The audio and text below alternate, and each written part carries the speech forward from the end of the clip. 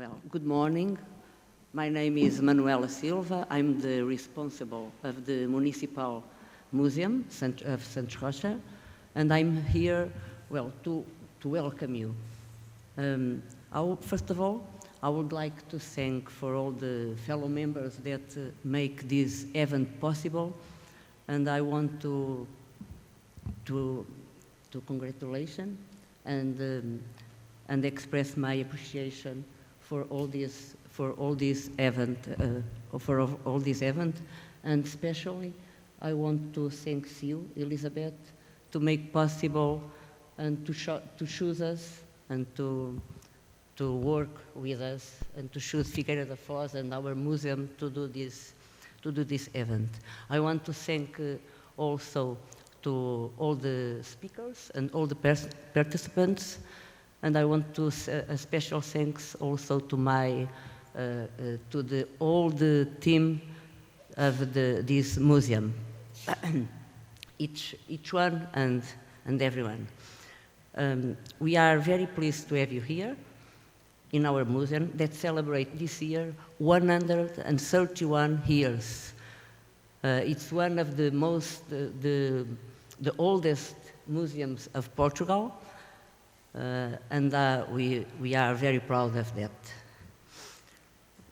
During these days, you shall have all the opportunity to visit the museum.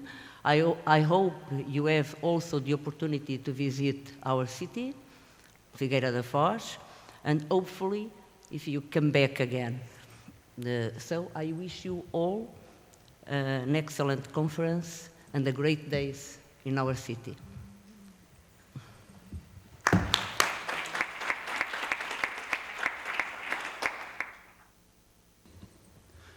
Good morning, everyone. My name is António Candeias. It is a great pleasure and honor to welcome you to this conference on decolonizing museums and colonial collections towards a transdisciplinary agenda and methods. I want first to congratulate Elizabeth and the team, the museum and the municipality for the organization of this conference. We come together at a critical moment when the world is changing and when the role of museums in shaping historical narratives is being re-examined worldwide. Decolonization is not just about revisiting the past, it is about rethinking museum practices, ethics, and responsibilities in the present and future. This conference is organized under TRANSMATE project, Transnational Materialities, Reconstituting Collections and Connecting Histories. TRANSMATE explores the trajectories of colonial collections, tracing their displacement, fragmentation, and reconstitution. By doing so, it challenges us to rethink how we engage with museum objects, not as isolated artifacts, but as part of complex transnational and transimperial histories. At the same time, TRANSMATE is embedded within the broader mission of Into Past, the associated laboratory for research and innovation in heritage, art, sustainability, and territory, which I have the privilege of coordinating. Into Past unites 7 research centers, including the Institute of Contemporary History, which leads this project, TRANSMATE. Together, we work at the intersection of research and public policies, supporting museums, archives, and cultural institutions in rethinking and valorize heritage, arts, and civic memory.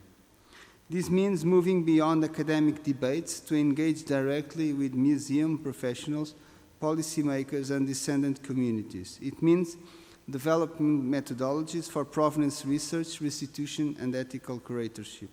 It also means ensuring that our work has an impact in public policies that govern cultural heritage and memory institutions.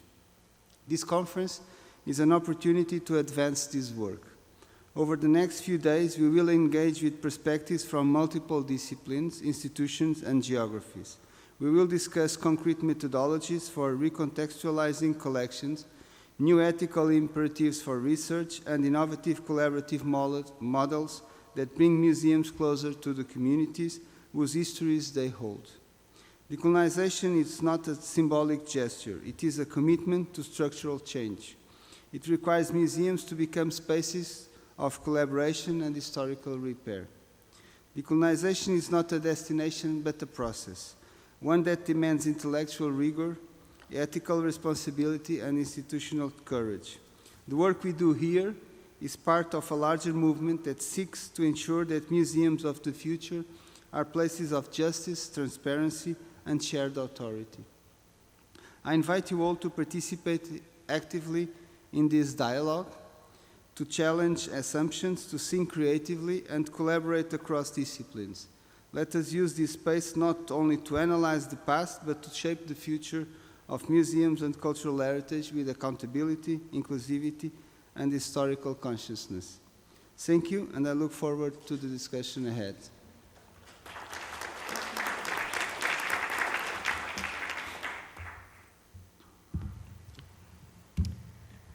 Good morning, everyone. First of all, I want to thank for your presence here and to for your interest in this conference. My words are mostly to thank the opportunity to be here and to organize this conference.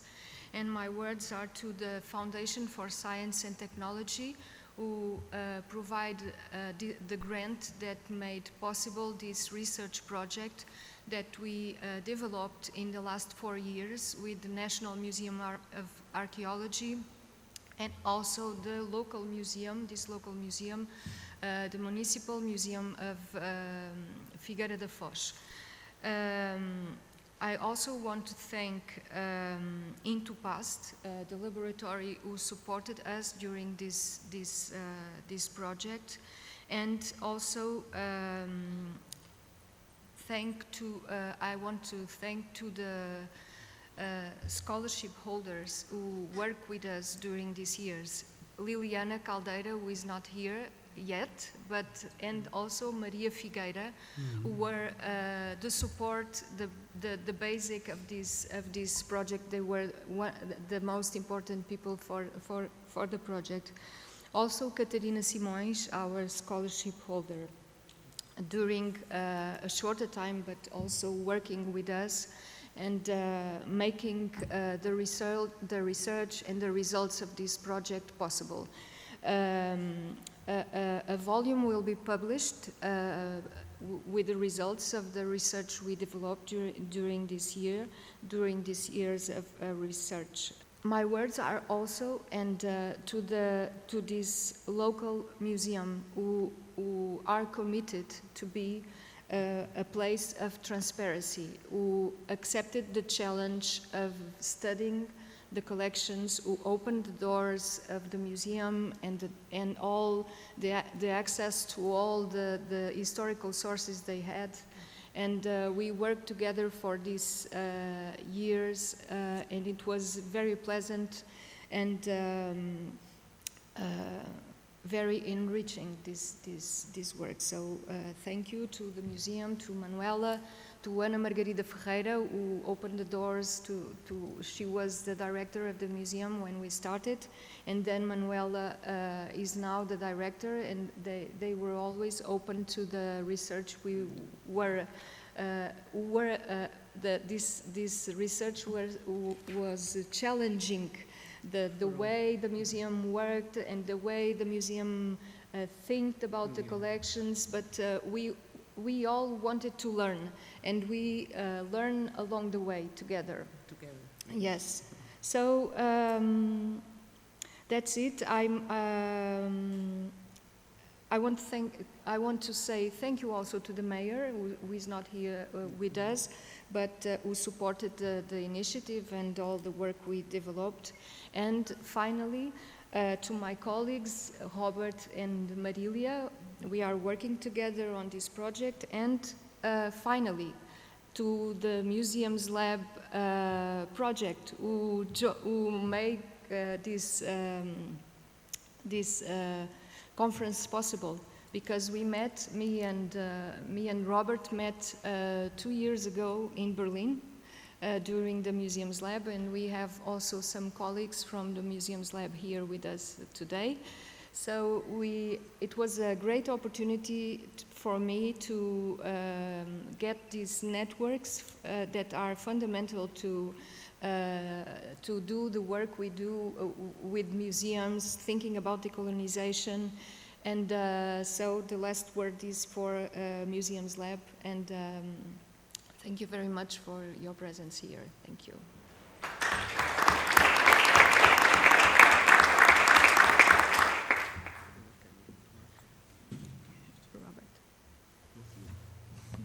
Okay, good morning everyone. Happy to see you here. My name is Robert Nyamshosho. I'm based at Queen's College of the City University, New York. Just adding on to what Elizabeth just said, we are thrilled to have you here because this is kind of a result of us meeting together, courtesy of Museums Lab in Berlin and in Kenya. We had discussions, and those discussions eventually led to the idea of hosting a conference.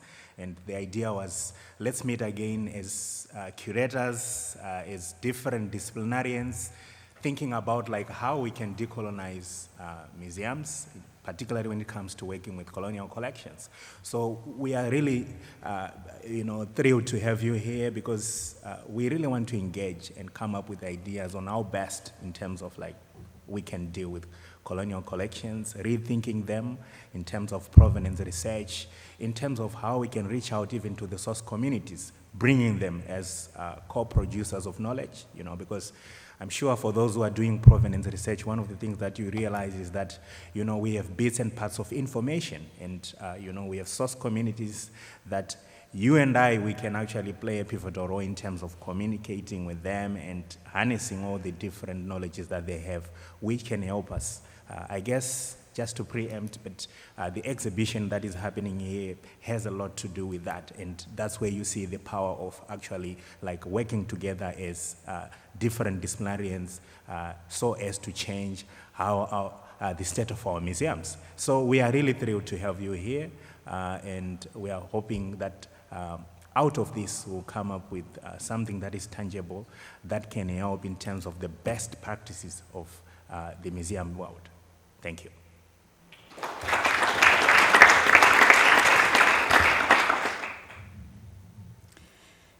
Good morning. I'm Marília Xavier Cury, Universidade de São Paulo. It's a pleasure to be here again. I wish you a great job. And exactly in this moment, I have 3 words in my mind. First, together. Second, collaboration. And dialogue.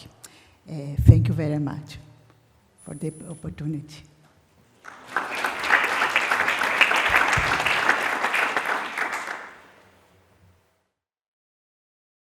Ladies and gentlemen, we have Miriam Korun, the head of the Museum Lab at the Museum of Naturkunde in Berlin. And she's leading the history and as well as the area studies of the Humboldt University in Berlin, as well as the University of Western Cape.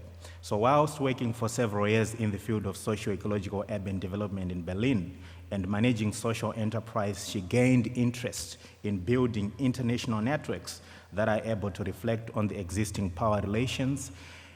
As a former Deputy Equal Opportunities Officer at the Museum of Naturkunde in Berlin, Miriam is committed to diversity-oriented organized national development. Besides their commitment to the Museum Lab, Miriam is currently participating in a program of good governance and human rights and justice at Lithuania Professional School. The program is recommended and listed on the official human rights training program by the United Nations Office of the High Commissioner for Human Rights. So, ladies and gentlemen, I present to you Miriam.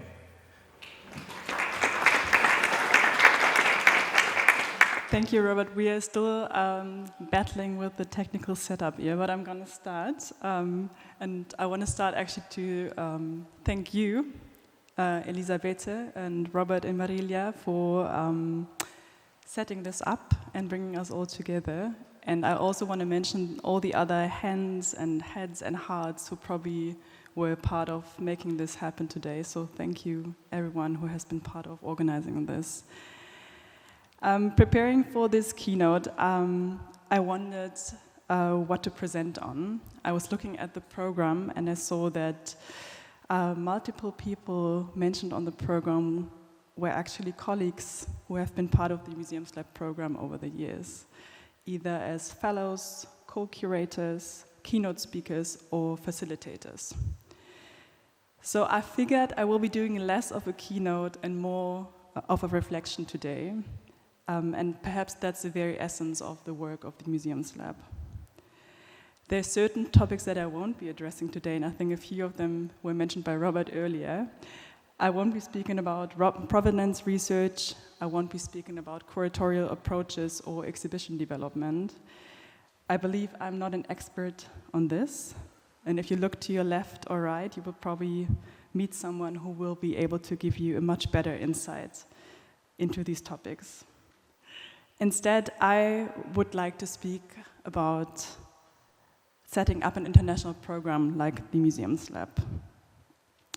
I will speak from the perspective of working within an international focused program, partly housed in a European institution that holds a significant number of collections from colonial contexts. More than anything, I will share some experiences. I will ask questions that are prepared before, but I'm sure there will also be questions coming up during the keynote, so please bear with me. I would like to start with a short introduction of the Museums Lab, because I think not everyone who's present here knows the program.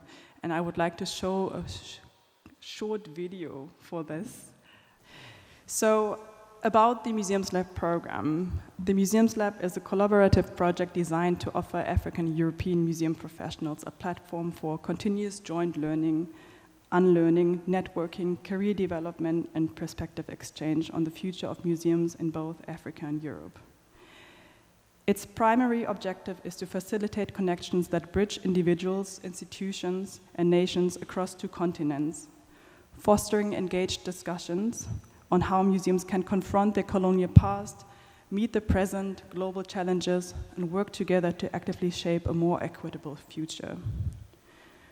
The program was founded in 2021 by Museum für Naturkunde, Leibniz Institute for Evolution and Biodiversity Science, the German Academic Exchange Service, the African consultancy group The Advisors, the University of Applied Sciences, and the German Federal Foreign Office. The thematic focus of the Museums Lab encompasses critical areas such as digitization, provenance research, decolonization, the presence of objects from colonial contexts in museums, and current museum practices. In general, the program aims at sparking a joint reflection on a new ethical framework for international collaboration. Each year, 25 fellows from Africa and 25 fellows from Europe are selected by an international commission. The program is aimed at African and European museum professionals who have at least 2 years of experience working in the museum, heritage, or art sector, and have a connection to the overarching theme of the upcoming year's program. So this year's program is focusing on colonialism and resistance. Over the past 4 years, 196 fellows connected to museums and cultural institutions in 26 African and 22 European countries participated in the program. Since its inception in 2021, the Museums Lab has annually facilitated a mutual learning and knowledge exchange program. Starting online and continuing on-site in Africa and Europe, each year the program brings together the mentioned fellows and various scholars, artists, and activists, all connected to the museum sphere. Together they explore the history, present, and future of museums, exchange knowledge, ideas, and best practices, and engage with various museum spaces on both continents. The annual program offers a multidisciplinary, or should I say transdisciplinary, perspective on contemporary museum and heritage discussions, space for exchange and networking, and formats for joint learning. As you might have seen in the video, the program comprises 3 modules, first taking place online and then on-site in Berlin, and then in the following in the partner country. Furthermore, each fellow participates in a one-week residency in one of the museums of the Museums Lab Partner Museums Network. We have currently 54 museums which are partaking in the network. You might have seen some familiar faces. I chose the 2023 video because I saw that a lot of fellows who were partaking in that program in 2023, and I think also the concept notes that were actually the founding or starting point for this conference are also on display there. So you might actually see familiar faces that you saw in the video here. To summarize, 196 fellows participated in the Museums Lab. Over 80 museums opened their doors to the fellows. We had over 550 hours of program taking place between 2021 and 2024, and over 300 speakers shared their experiences. The setup changed over the years. Currently, we have a steering board, which is taking the guiding decisions, a curatorial team, which is in charge of the program content, a funding board, which, as the name states, is responsible for discussing the funding schemes for the program, and different implementation teams who are implementing the 3 different modules.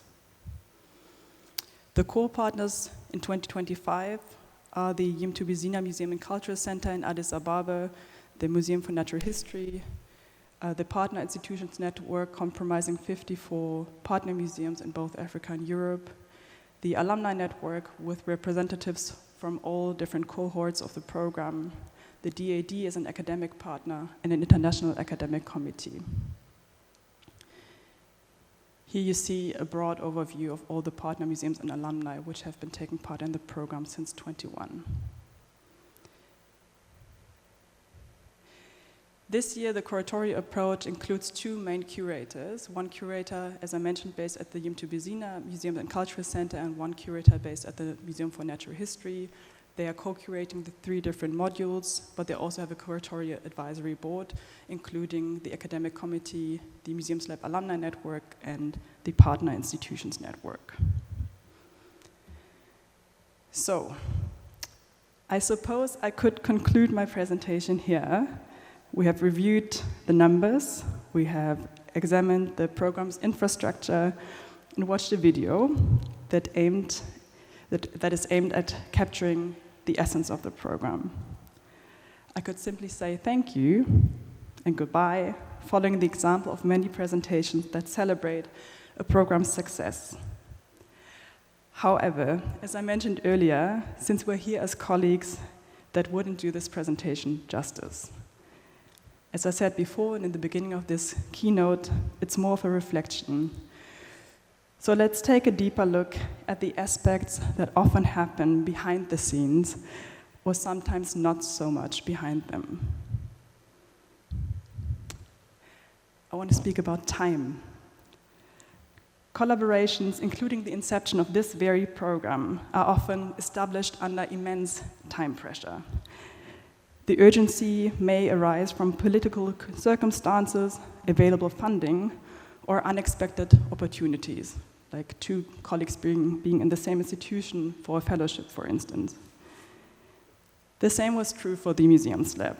Actually, preparing for this keynote, I went back to my notes and I realized that the program was founded 10 weeks before its first kickoff, right in the middle of a global pandemic. At that time, there were no staff members, no structures, and no established processes in place. While the pressure was undoubtedly a driving force behind the program's rapid realization, it also came at a significant cost, some of which are still felt today. The absence of established structures meant that every decision, and I mean quite literally every decision, had to be made from scratch. The program had to develop its decision-making framework while at the same time launching its first cohort. Whenever we are onboarding new staff members, we say, you need to hit the ground running because there's so many things happening at the same time, and I'm sure a lot of you can relate to that. This left little room to pause, reflect, and at points incorporate a wider range of perspectives. While I believe that these spur-of-the-moment decisions can generate an energy needed to engage in collaborations in the first place, I also wonder, do we sometimes allow ourselves to be willingly blinded to the amount of work, responsibilities, and complexities that these collaborations entail? Especially for those working in museums, and I believe it's similar at universities, there are multiple hats worn by individual people. So a lot of responsibilities lie in individuals. And the problem is, or the challenge as we like to say, that these kind of collaborations are not part of the funding scheme. We don't recognize that collaborating is an art form, a practice that actually needs time to practice, time to engage in. From my experience, there's often little time left for collaborating, and this is also reflected in funding schemes, where this part of the project is seen as creating less of a publicly output. It's less publicly visible how we actually relate to each other and how we work and collaborate together, and therefore often seen as less fundable. But recognizing collaboration as an art form in itself, an equally important practice, is in my perspective crucial in understanding the essence of mutual learning. And that's what I would like to speak about next. Defining joint learning, or mutual learning as we often like to say. If you turn again to your neighbor to your left and right and ask this question, what does mutual learning mean to you? You will probably get a variety of answers. In my experience from the past 4 years in the program, I realized that the expectations of collaborations are very different, and so should be our approaches. And again, that needs time, because we need to get to know each other, we need to understand our counterpart, we need to build trust to engage in these kind of collaborations. And that is especially the case when institutions are involved. From my experience in the past 4 years, but also beyond that, it became clear that institutional learnings are very, very slow. And I'm sure a lot of you have made the same experience over the years. Transformation is often third-party or individual-driven. And that risks that as soon as this funding is leaving the institution or the individual is leaving this institution, the learning is leaving the institution as well. Whenever I advise colleagues at different museums, I strongly suggest that these learnings need to be incorporated or translated into policies, processes, and procedures within institutional frameworks. I believe, and I think this was mentioned in the concept note of this conference, that we have experienced a small wave of transformative perspectives, diversifying staff within the European museum landscape in the past few years. From my experience, these roles were often contracted roles and in many cases not connected to a true organizational development strategy within these institutions. And I would even go as far as saying that these positions were often set up to fail. I argue that institutional learning has to go beyond affirmative wordings. And here I speak from working in a European institution. It has to be structurally and financially included in an institutional setting. I'm certain that we are all aware of the saying, money goes where the attention flows. And from my experience, I think we need to challenge our leaders in our museums to maybe pay a bit more attention to these topics. And that leads us to the question, who benefits from it? Who benefits from these collaborations? Who publishes about this work? Who gets the credit? And whose name is mentioned in a room full of opportunities? As I mentioned earlier, working at an institution that holds a significant amount of objects from colonial context, this needs to be considered. Many of you know that the establishment of natural history museums and collections in Europe was linked to the colonial expansion since the end of the 15th century. My colleagues Ina Heumann and Katja Kaiser have made significant work at the Museum of Natural History in Berlin on this. At the time, these explorations or exploitations of natural resources in the colonized territories assisted also in their economic exploitation. And the Museum for Natural History in Berlin is a good example of these colonial entanglements. Since its foundation in 1810, it received collections from all over the world.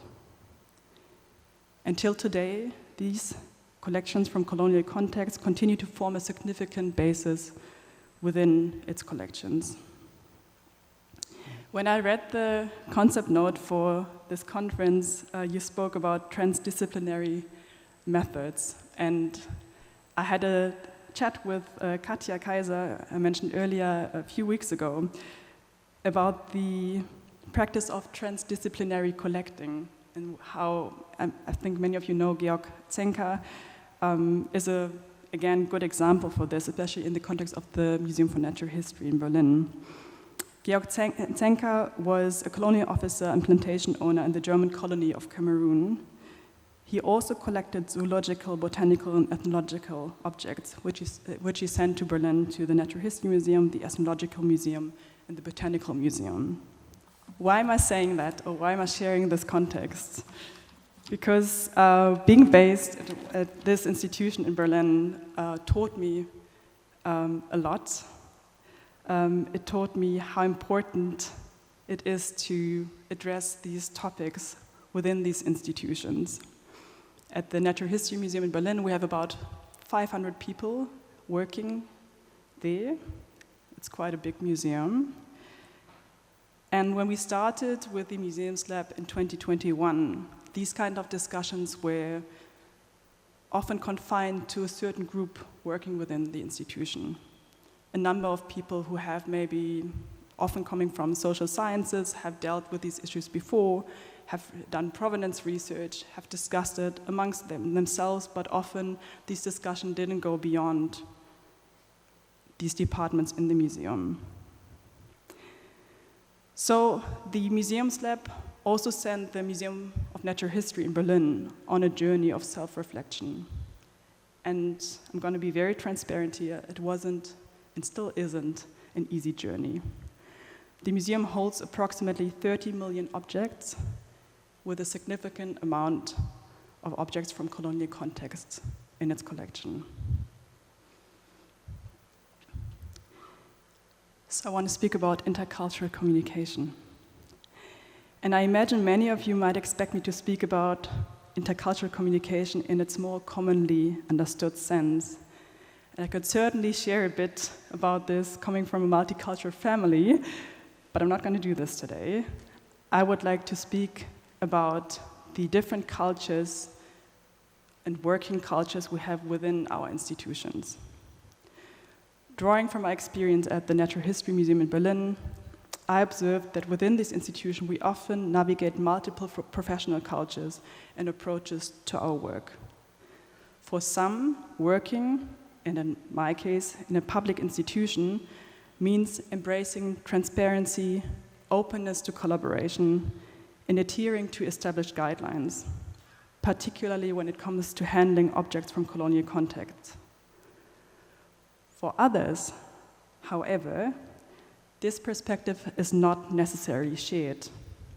Some may view, and I believe a lot of you have actually made these, or could have made these same experiences, some may view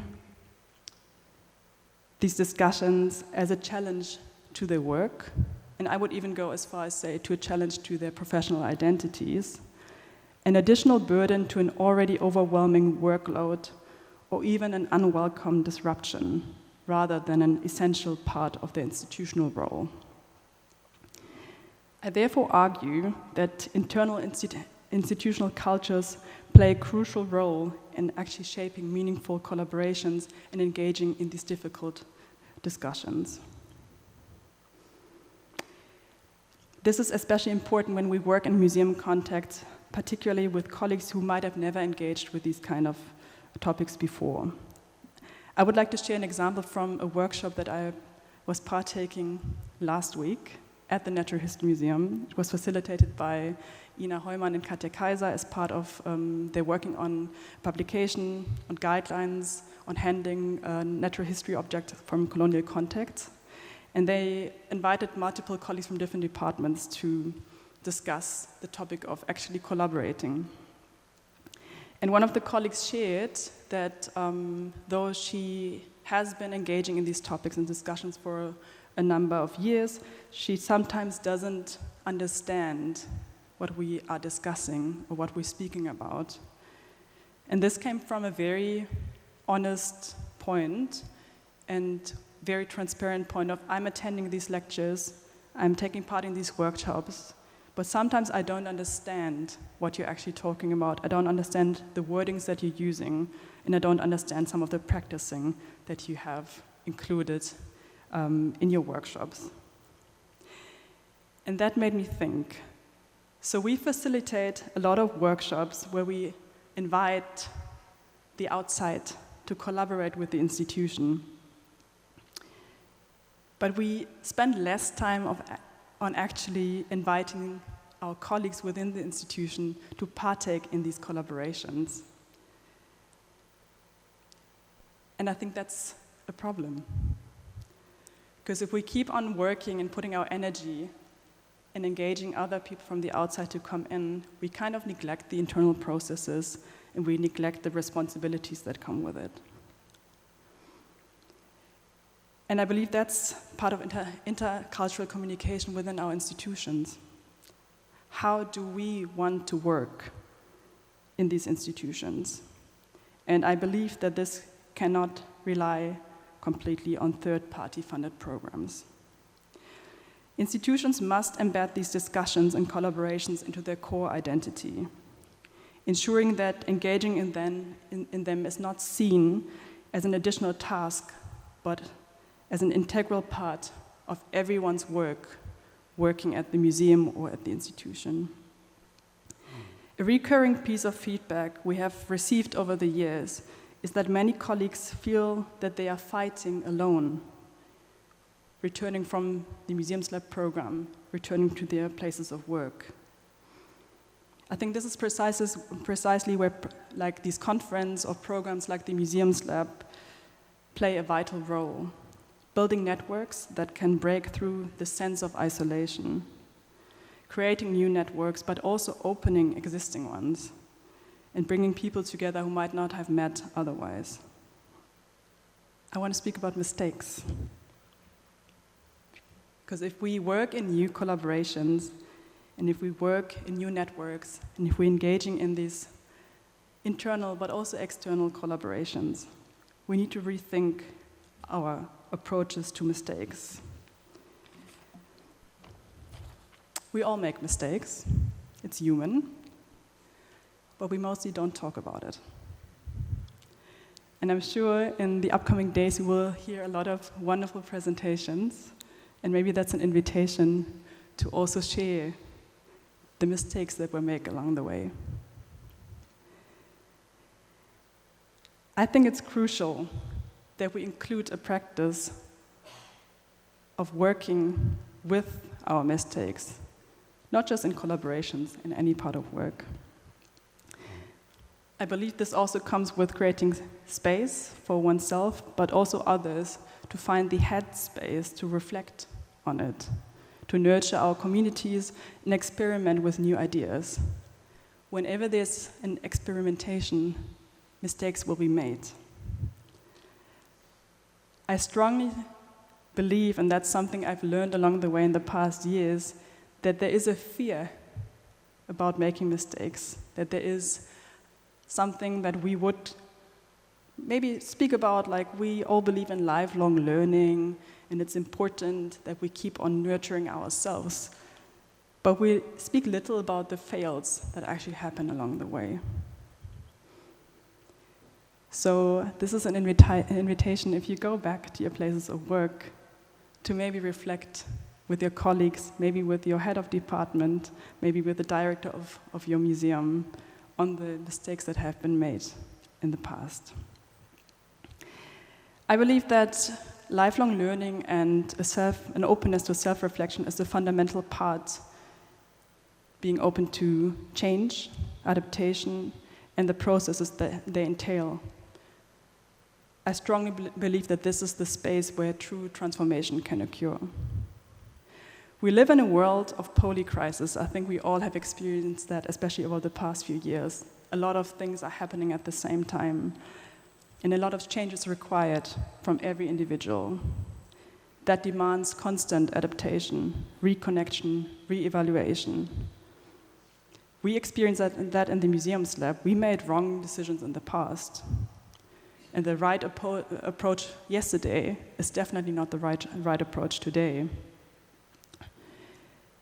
And I think this openness to self-reflection and learning from others is a core element in our work. I want to speak about leadership, because I think often when we speak about transformation, mistakes, collegial exchanges, we speak about us as colleagues. We speak little about individuals in leadership roles. And I believe as much or as important it is for colleagues to adhere to these principles, it's even more important for our colleagues in leadership roles to adhere to these principles, to be open, to be vulnerable, and to be open with mistakes that are made along the way.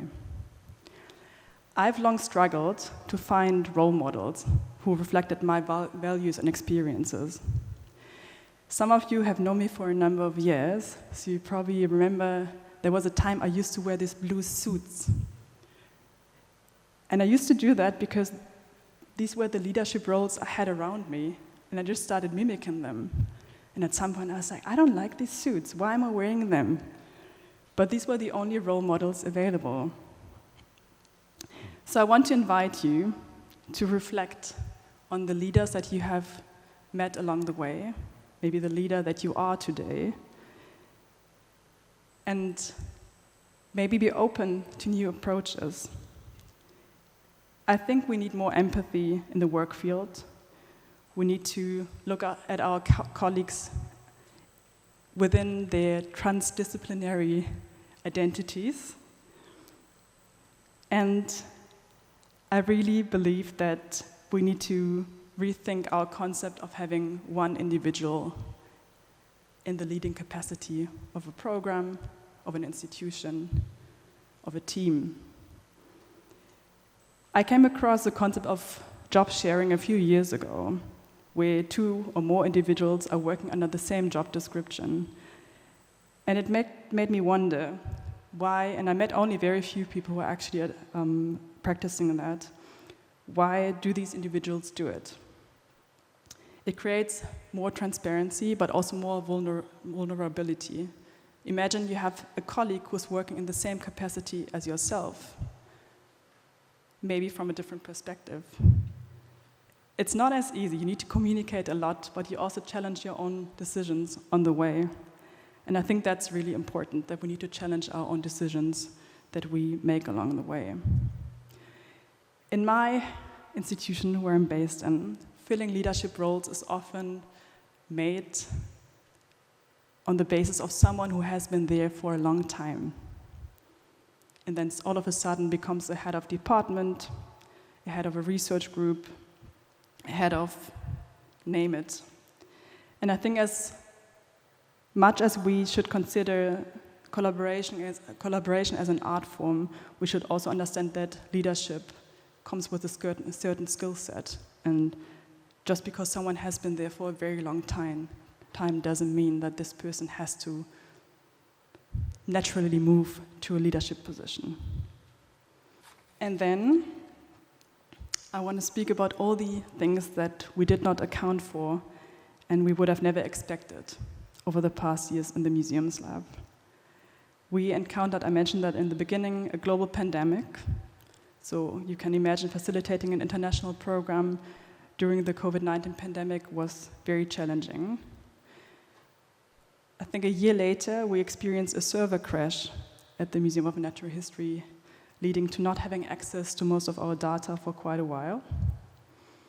And then in September 2023, the museum was subjected to a cyber attack. That led to everyone not having access to emails, phones, laptops, hardware, any data storage, anything that you could possibly imagine that you're probably using on your daily life when you're working for 9 months. So now imagine facilitating an international program without these tools. Around the same time, and I think that's something that a lot of you can relate to as well, the program was met with budget constraints. There was a new household putting in place by the German federal government, so the program is funded by the German federal government, the Federal Foreign Office and the Federal Commissioner for Culture and the Media. And all budget was put on hold. So the end of 2023, we had to let almost all staff members go. So we started in 24, back at square one, and it took us, I think, 9 months until we were able to fill the open positions again with new colleagues that we had to onboard. Now you're wondering why I'm saying this. I'm saying this because I think a lot of you can relate to some of the things that I mentioned, and I think these are things that we often do not account for and that we do not speak about, and they're happening at the same time as we are supposed to fulfill our objectives within our programs, within our departments, within our presentations. And I want to invite you to speak more about these things that are happening behind the scenes. The Museums Lab is still here, and we are thriving. And I think this conference is a testimony to this. A strong network of museum professionals, a learning program rooted in the principles of joint learning. It's an open invitation to connect, reflect, rethink, and transform. There are no simple answers to the complex questions that are constantly arising when we speak about decolonizing museums and when we're working with collections from colonial contexts. And I'm certain that they will be arising in the upcoming days. But I'm also certain that we will have rich discussions and that we try to allow ourselves to truly listen to each other. Let us engage in these difficult conversations with care. Let us be open to differing perspectives, seek meaningful exchanges beyond the performative, and let us allow this space to be vulnerable. I believe that this is where true learning and transformation begins. I want to conclude this presentation with a reflection on how often we view collaborations as the ultimate solution, the end goal. This is something I would like to challenge. I believe collaborations are a crucial step forward, but they're not the final destination. They are a means to drive transformation and pave the way for meaningful change. Let's ensure that what we build together is not just about meeting deadlines, big numbers, wonderful presentations, beautiful videos. Let's ensure that what we build together is already contributing through its art of collaborating to a future that is truly different from the past. I want to close this presentation with a quote which was gifted to the Museums Lab in 2021 by Suleiman Bashir Diakhne. This quote was gifted and it kept on disappearing. It was still there, but it wasn't in focus. So before I prepared for this presentation today, I actually went back to it, and I think there's so much meaning in this quote. Restitution cannot be simply a return to the kingdom following exile. It must draw on the wealth of new energies and meanings which the objects in question have produced in the art world and will continue to produce after their return, to emphasize that the time has come to reinvent the museum as a realization of networks and synergies.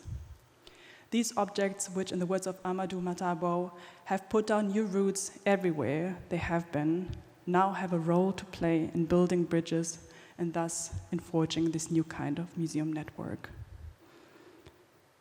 Thank you.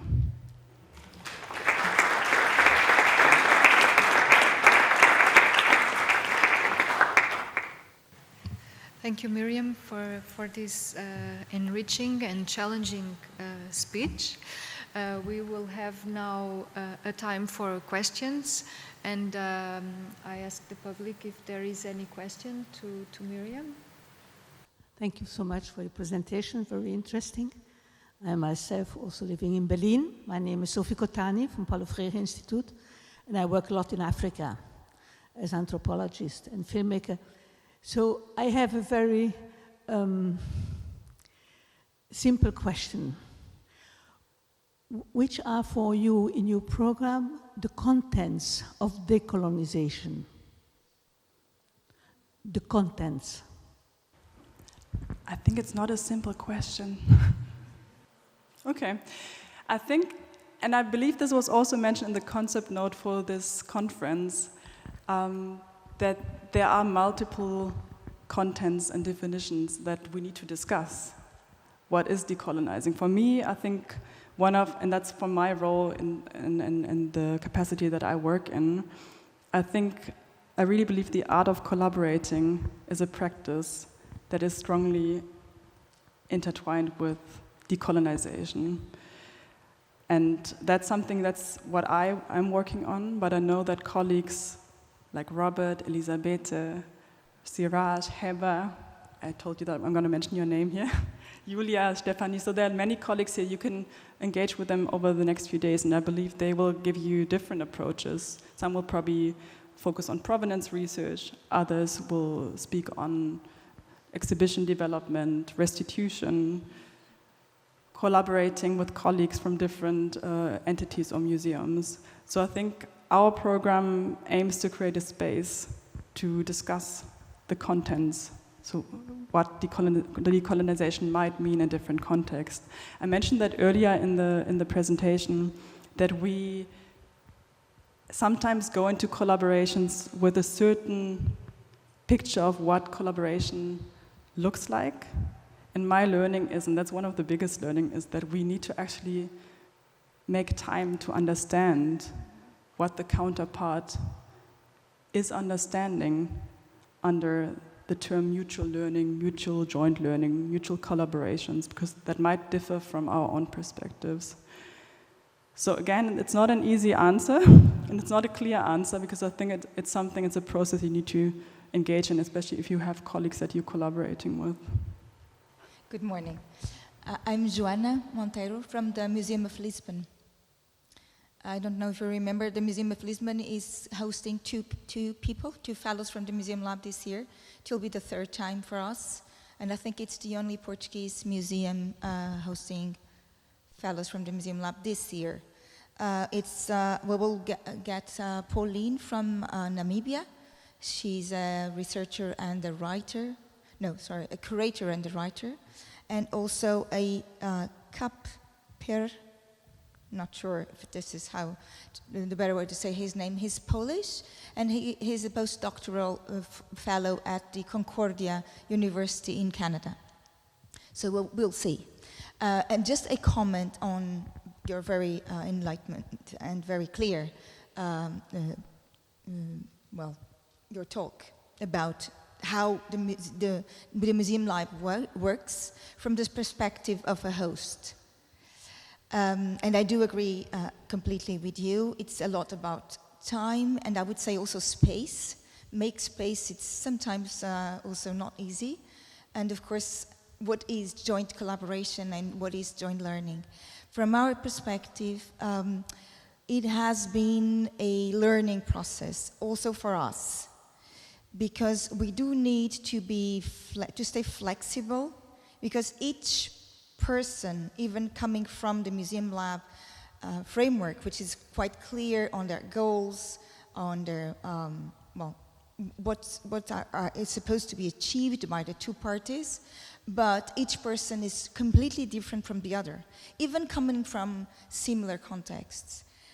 So for us, it has been interesting, mainly from the questions they ask us, or even from the provocations in a good way about our work, our collections, what are we doing, why are we doing it. So it's inviting sometimes unsettledness, in a way, and doubt, but it has been productive for us in the end, even if we need to make time, and it's not easy, of course, in the workflow, but we have been, that's why we insisted on being hosted, being a host to this program. So it's also not, this comment is not maybe not as much for you, but also to my colleagues here in this room, to say that it's worth it. It's a risk, yes, it is risky, but it's quite worth it. And I would have maybe a couple of comments about how the organization, but that's details. Maybe we could have a talk afterwards. Okay, thank you. Thank you. Maybe to add on to that, I think something that I experienced over the years is that there is a certain fear regarding unsettlement in our museums. And I think we need to look at this fear and why there is this fear, and why do colleagues feel threatened by these programs or by these perspectives or by these counter-narratives. And again, I feel that's where the institutional structure and leadership comes in, because we should invite these difficult conversations. We need to have them. It's important. We should have them in our teams, we should have them in our programs, we should have them in our departments, and we definitely have them in our museums.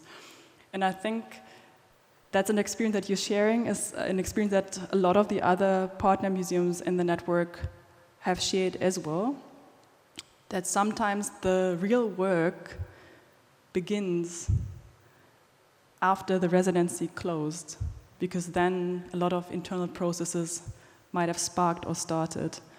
And I would like to encourage everyone to continue working even after the Museums Lab or any other third-party short-time program might have left your institution.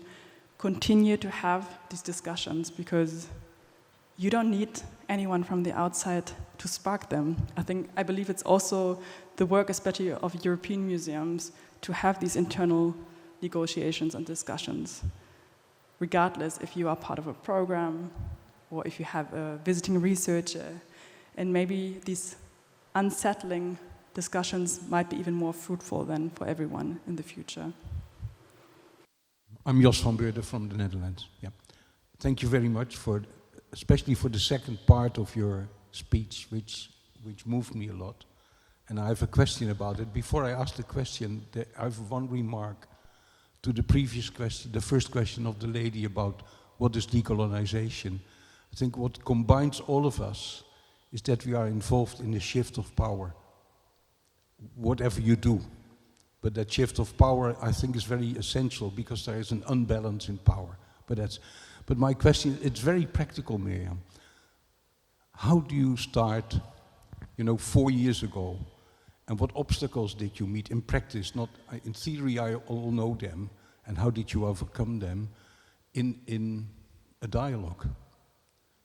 And I've been working a lot with migrants from the Horn of Africa, especially in the Netherlands, and we applied some sort of what we call the tango principle. So in each activity, we put together someone from the Horn, a migrant, and someone from the Dutch like me, and they just had to work together and to overcome difficulties. But what practical tips do you have? Also a very big question. Practical tips. I think the first one would be to listen. I think that's number one. And I think that's something that we all, or like most of us, do not do enough in our work. And allocate time to listen and allocate time to reflect. I think that's number one. Starting in 2021, we keep on saying the world was very different back then.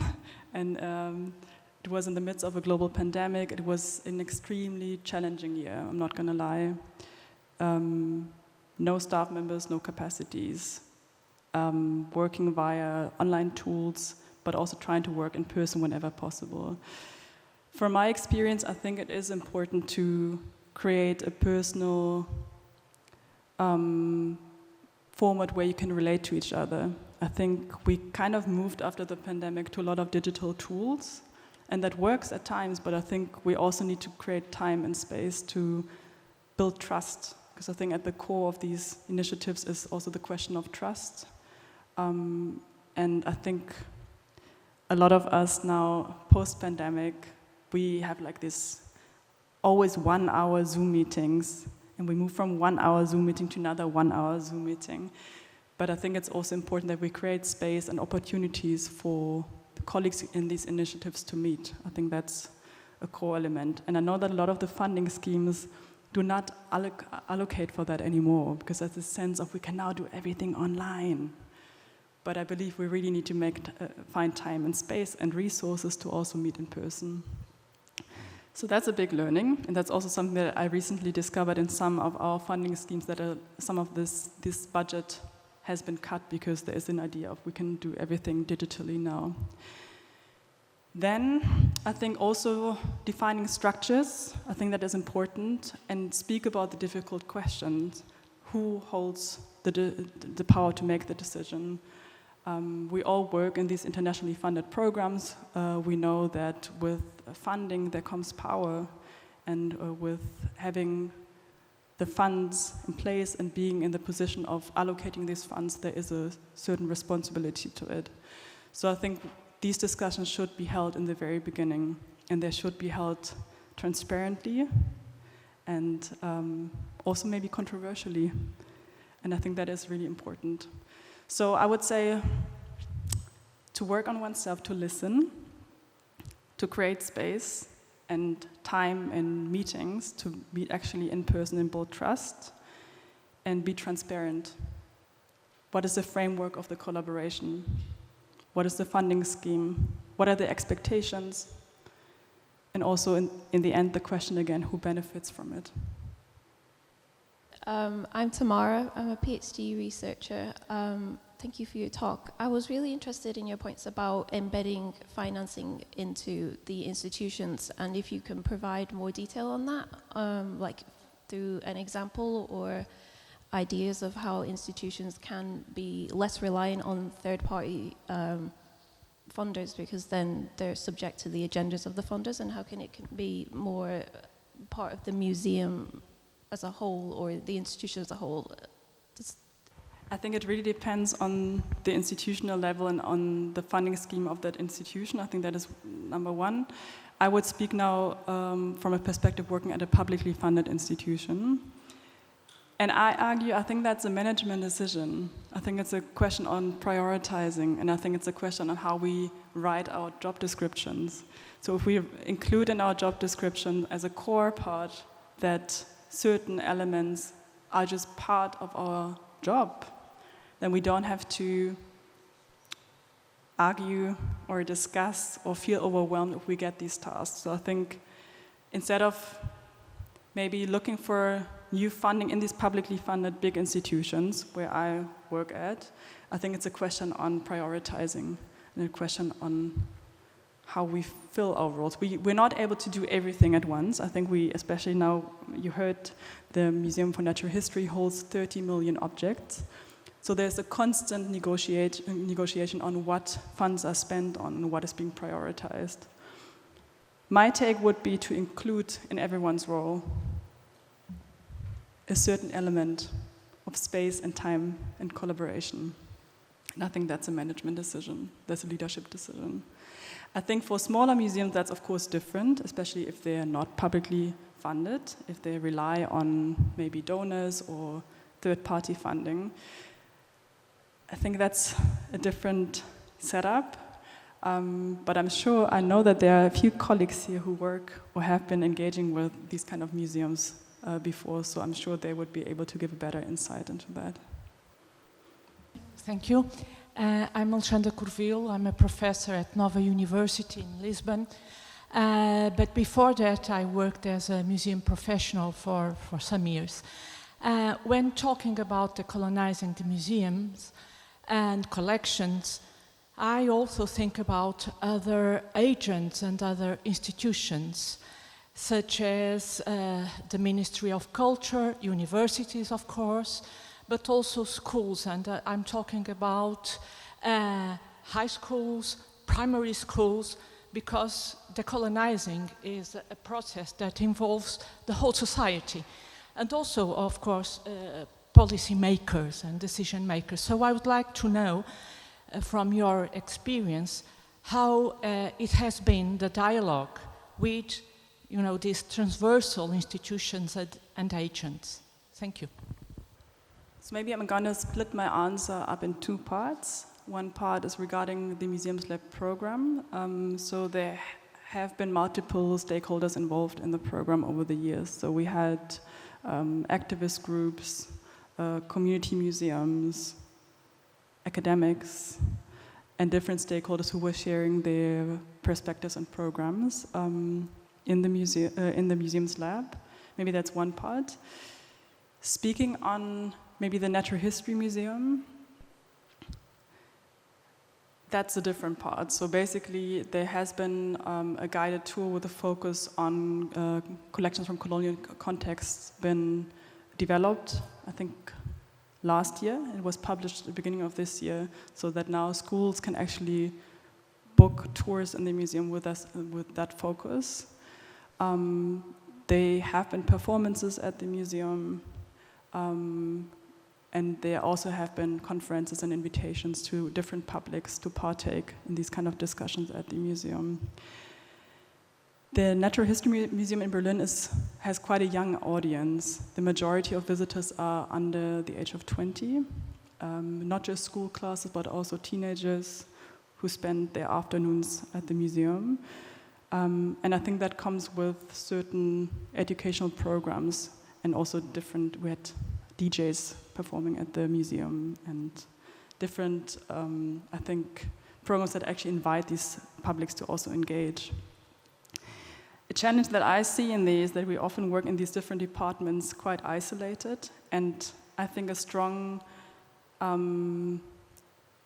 opportunity within these museums is to actually work beyond disciplines also in our institutions. So while one department has been organizing a wonderful DJ concert in the dinosaur hall where, for instance, the dinosaurs from Tendaguru, today's Tanzania, are on display, there hasn't been any link to the colonial context and also discussing these issues maybe in the setup of a concert or a party. And I think that's where we have to also work on more, to work transdisciplinary within our institutions and include the different departments that have maybe sometimes a different objective or different goal when addressing these publics.